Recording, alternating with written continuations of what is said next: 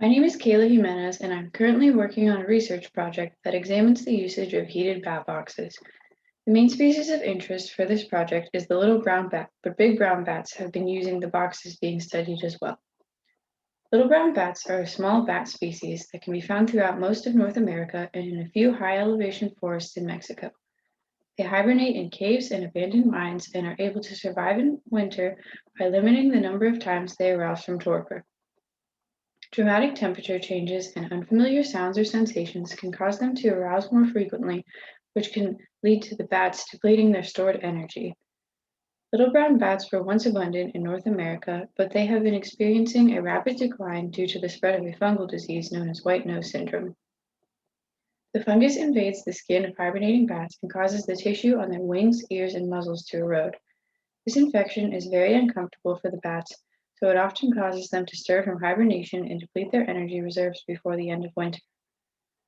Because of this, it has caused the deaths of millions of bats since it first appeared in the United States in 2006.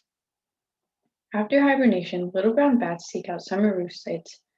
Although mating takes place before hibernation, fertilization occurs in spring, so females are pregnant during this time. Both pregnancy and lactation involve very high energy demands, so temperature plays a major role in roost selection. Bats that survive the winter after exposure to white nose syndrome must also divert energy towards healing, making it difficult to balance the energy demands of thermoregulation and pregnancy.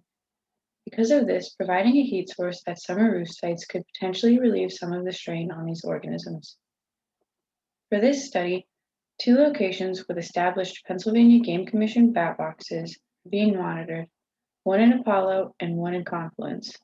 Each location has 1 heated box, 1 unheated box, and 2 boxes that were sealed prior to the arrival of bats in spring. In March, heaters were installed at the 2 locations. 1 box from each pair was equipped with 2 heat pads, while the other box was left unchanged. The heat pads were connected to a deep cycle battery with a power inverter, and the battery was maintained using a solar panel. The battery and power inverter were housed in a plastic tub to protect them from the weather. Each heat pad was equipped with a thermostat set to 26 degrees Celsius, and a temperature sensor was placed in both boxes at each location. The heated boxes were also wrapped in insulation to help maintain the correct temperature. Until June of 2021, emergence counts will take place at both sites once each week. We will arrive at the sites 30 minutes before sunset and will count the number of bats emerging from both the heated and unheated boxes. Once no more bats can be seen emerging, we will look into the boxes and count any remaining bats. We will also keep track of what species are utilizing the boxes when possible. In June, the evenings will begin to warm up and it will no longer be necessary to heat the boxes. At this time, we will remove our equipment from both heated boxes and unseal the additional bat boxes at each site. We will then analyze the collected data to determine if bats show a preference for the heated boxes.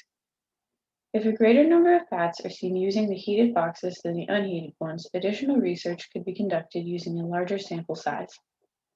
Bats continue to show a preference for the heated boxes after returning from hibernation, it may be beneficial to provide additional heated bat boxes throughout the state. A more permanent heating mechanism could be installed in existing boxes, or new boxes could be designed that are able to better retain heat in cool temperatures.